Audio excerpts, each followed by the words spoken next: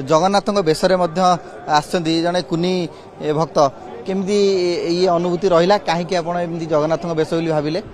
आज रथ यात्रा से जगन्नाथ बेस तो रथ यात्रा एमती बेस तो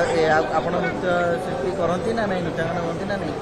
ना केवल बेस केवल बेस नियति भाव में जो भाव में जड़े कुनी भक्त से आसी आपण मैंने प्रस्तुति आसी तो आज जो एत बड़ मंच पर नृत्यांगना हिसाब से आप नाचुंट केते खुशी लगुच। जय जगन्नाथ या बड़ मंच सते कि कौटी नाही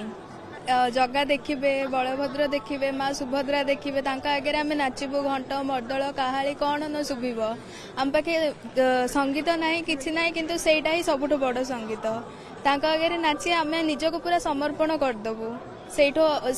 बड़ अनुभूति आम पाखे किछि हेई परबनी। आज्ञा सी जमती आम भौणी कहले कि संगीत नाही ताल नाही किछि नाही किंतु आमे सेईटा को मन रे भाबी कि सेई ताल रे से संगीत रे तांको सहित हजि जाऊ मजि जाई जगन्नाथଙ୍କ पाखरे समर्पण होई कि हम नृत्य प्रदर्शन करूछु तो सेईटा हमरो सौभाग्यर कथा कि आमे पूरी माटी रे जन्म होइछु। आ गोटे कथा होची जगन्नाथ हमको से कलाटी देइचंदी जे तांको आगे आमे नृत्य प्रदर्शन करिबा तांको भाव रे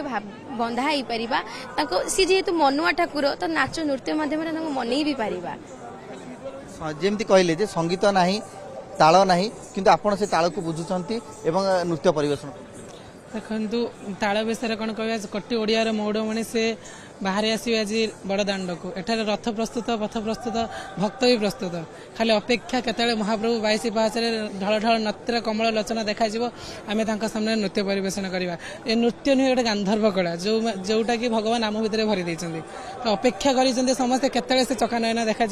आम नृत्य सेवा करवा ओडिसी नृत्यांगना सहित आलोचना करुले जो भाव में बड़ दाण्ड से प्रस्तुत हो नृत्य परिवेशन करुँच महाप्रभु जितेबाला रथारूढ़ हे से समय नृत्य परिवेशन करेंगे दिन तमाम नृत्य परिवेशन करेंगे रथयात्रा समय कोटी कोटी श्रद्धालु जितेबाला बड़ दाण्ड को आसुंच से नृत्य शिल्पी प्रति नृत्यांगना प्रति अहेतुक अनुभव देखा मिलूँ। पुरी कैमरामैन विभुं सह जगदीश दास ओटीवी।